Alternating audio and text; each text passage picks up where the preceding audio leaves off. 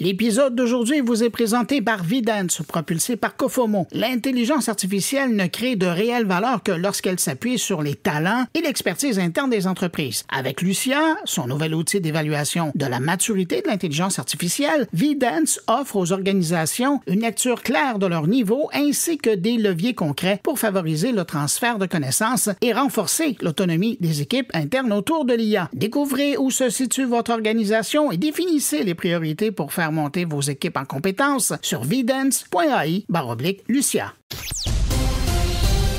C'est l'édition du vendredi 17 octobre. Microsoft publie son Digital Defense Report 2025 et confirme que l'IA bouleverse l'équilibre mondial de la cybersécurité. L'IA sert désormais autant à attaquer qu'à défendre. Les pirates l'utilisent pour créer des logiciels malicieux adaptatifs et les campagnes d'hameçonnage réalistes, tandis que les entreprises s'en servent pour détecter et bloquer les menaces en quelques secondes. Le rapport révèle aussi l'explosion des attaques touchant l'info nuagique. OpenAI prépare une option d'identification Sign In with ChatGPT qui permettrait aux utilisateurs de se connecter à d'autres sites avec leur identifiant ChatGPT, un peu comme avec Google ou Apple. L'initiative illustre la volonté d'OpenAI d'étendre son écosystème vers la publicité et le commerce en ligne afin de mieux monétiser ses 800 millions d'utilisateurs.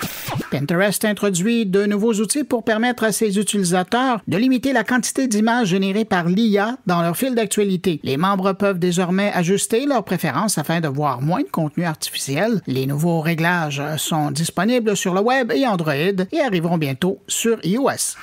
Les données d'AppFigures montrent un effet direct du succès de l'outil d'imagerie IA Nano Banana de Google sur Adobe. Depuis son lancement en août, les téléchargements de l'application de Google ont augmenté de 331%, alors que ceux de Firefly, l'application d'Adobe, ont chuté de 68%.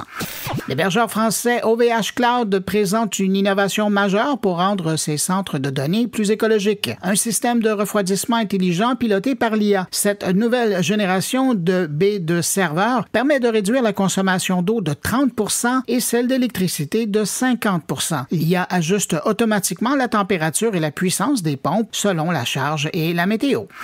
Et puis en terminant, Microsoft prépare une nouvelle ère pour Windows, celle des ordinateurs contrôlés par l'IA. L'entreprise intègre désormais son assistant copilote au cœur de Windows 11 pour que les utilisateurs puissent parler à leur PC et lui confier des actions. Et il devient possible de demander à l'ordinateur d'exécuter des tâches ou de fournir une aide contextuelle grâce à la vision et à la reconnaissance d'écran. Bonne fin de semaine, à lundi!